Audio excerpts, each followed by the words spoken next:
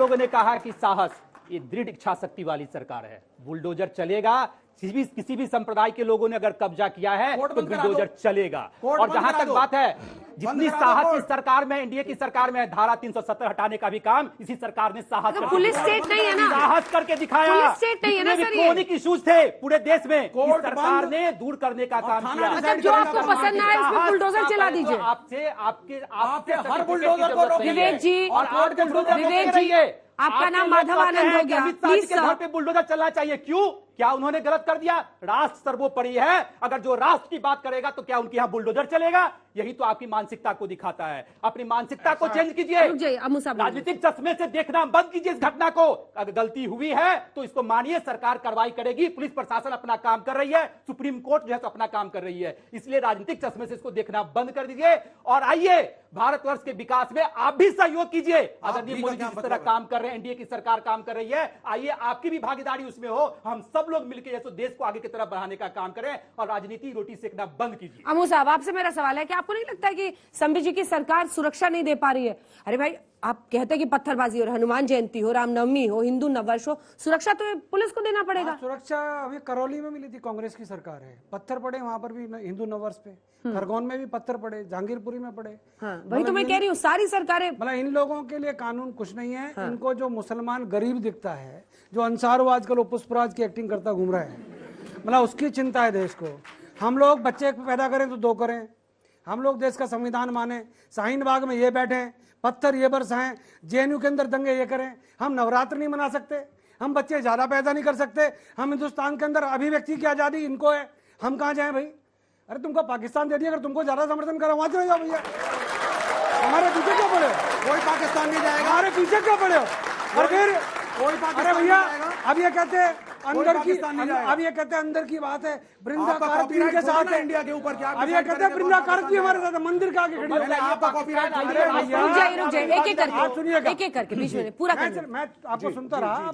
अमू साहब, संबित जी से बोलिए ना, सिक्योरिटी अच्छी देंगे। अरे दे रहे ना, अवैध जो कंस्ट्रक्शन है उसके ऊपर बुलडोजर चल रहा है, यूपी में भी चल रहा है, मध्य प्रदेश में भी चल रहा है, दिल्ली में चल रहा है। ये दिल्ली में मुकेश जी को और इनको क्यों तकलीफ हो रही है? अवैध कंस्ट्रक्शन कहीं पर भी हो भाई, टाइमिंग पे बात करिए, अवैध कंस्ट्रक्शन कहीं पर भी हो, वहां पर बुलडोजर चलना चाहिए कि नहीं चलना चाहिए, ये जनता तय करे, हम तय करने वाले कोई नहीं है। जितने सवाल है गरीब के लिए भी है और अमीर के लिए भी है। इनको सांसदों के दिखते हैं, एक और नहीं दिखते क्या?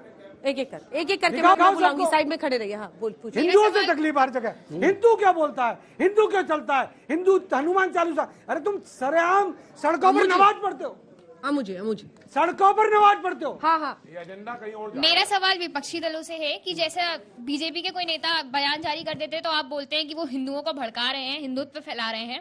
और अगर अभी ओवैसी ने बयान जारी किया है कि अगर 20 करोड़ लोग हिंसक हो गए, ये जो बयान है ये धमकीजनक नहीं है? नहीं, वो ओवैसी साहब बच्चों के मामा है, वो कुछ भी कह सकते हैं। उनकी पार्टी का कोई है नहीं जो जवाब। मेरा सवाल मुकेश शर्मा जी से है। हाँ। सर, आप अभी दिल्ली में बुलडोजर चला, एमपी में बुलडोजर चला, यूपी में बुलडोजर चला, तो आप हमेशा इसे धर्म के चश्मे से क्यों देखते हैं? क्यों नहीं इसमें आप कहते हैं कि अगर वो इलीगल है तो उसे हटा देना चाहिए, भले किसी का भी हो? आपका घर कहाँ है? आपकी कॉन्स्टिट्यूंसी में उत्तम नगर में। कौन सी, एक मिनट को ना मैं जवाब, कौन सी कॉलोनी में? सर, विकासपुरी। ऐसा है, उत्तम नगर है आपके बगल में जी। दिल्ली की 1700 बस्तियों में 50 लाख लोग रहते हैं जी सर। किसी एक मकान का नक्शा पास नहीं है सर। अभी प्रधानमंत्री, सुन लीजिए पहले, किसी एक मकान का नक्शा पास नहीं है। आप तो बच्चे को डांटने और लगे। मैं आपको ये कहना चाहता हूँ, नहीं बच्चों को ही जवाब दे रहा हूँ, प्यार से अपने घर से पूछ के आना बेटा। उत्तम नगर में जिस बेटा बाद में दाढ़ी मूंछ वाला हो गया, अरे बच्चे बराबर है, ये बेटा दाढ़ी मूंछ वाला हो गया, बच्चे पैदा करने वाला हो गया। अभी आप इसको बेटा जवाब वो बता देगा क्या लगता है मेरा, छोड़ दो। मैं ये कहना चाहता हूं लोगों ने गहने बेच के अनऑथराइज्ड कॉलोनियों में अपने मकान बनाए हैं। जब घर की छत डलती है तो सब कुछ बिकता है, ये आपके माँ बाप बताएंगे जिन्होंने मकान बनाया होगा। और जब वो घर टूटता है तो समझना उसका जीवन का सब कुछ टूट जाता है। ये किसी ने सोचा नहीं होगा। ये तय हो जाए, अतिक्रमण और इलीगल कंस्ट्रक्शन दोनों में डिफरेंस है। ठीक है, अतिक्रमण है सरकारी जमीन पर कब्जा, और इलीगल कंस्ट्रक्शन है रहने का घर बगैर नक्शे के जो पास होकर बनाया गया है। दोनों चीजों में डिफरेंस है। टेक्निकल सवाल है, उसको समझ जितनी जल्दी समझ लेंगे उतनी जल्दी अच्छा है। एक हम काम आपको करो, 2 लाइन में समझाएं सर क्या है आप सब अतिक्रमण। हाथ खड़े करके बताओ, इल्लीगल कंस्ट्रक्शन टूटनी चाहिए सर बताओ। पैसा कमाने का तरीका है और कुछ नहीं है। वो आपके कोई साथ हाथ नहीं है नहीं सर, खड़ा वो कर रहा, आपके कोई साथ हाथ नहीं नहीं खड़ा है। कर रहा। वो आपके मेरा साथ सवाल नहीं है। सर से ये कांग्रेस पार्टी के प्रवक्ता से इतनी बुरी तो कि मत अगर करो यार। दिल्ली में बुलडोजर चलता है तो आप लोग कहते हैं वहाँ भाजपा को लॉ एंड ऑर्डर मेंटेन करना है, लेकिन राजस्थान में करौली में जो हुआ रामनवमी वाले दिन जो उस पे हुआ वहां भी तो आपकी सरकार है, तो वहां आप लोग लॉ एंड ऑर्डर क्यों नहीं मेंटेन कर रहे? बिल्कुल, करौली में जो हुआ है तुरंत जिम्मेदार पुलिस अफसरों को वहां से हटाया गया है और बाकायदा उस पर सरकार ने, राजस्थान सरकार ने कार्रवाई की है।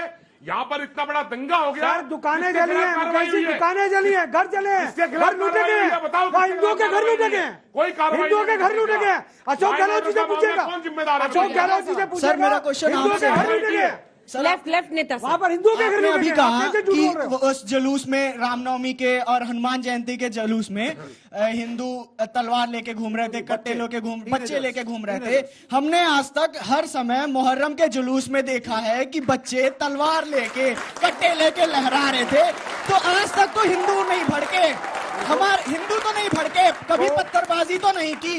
तो अब नए तो हिंदुस्तान एक तरफ में- से क्यों पत्थरबाजी हो नए रही है? हिंदुस्तान में एक नवयुवक ये कह रहा है कि अगर मुहर्रम के जुलूस में टीनेजर आएंगे तलवार लेकर के तो हिंदू टीनेजर्स के लिए भी यही ट्रेनिंग सबसे अच्छी है। नहीं, इससे कौन हिंदुस्तान का नौजवान प्रॉब्लम कह रहा है, टीनेजर में है। हम शास्त्र एक सेकंड। हिंदू नौजवान कह रहा है, हम शास्त्र की भी पूजा करेंगे और शस्त्र की भी पूजा करेंगे।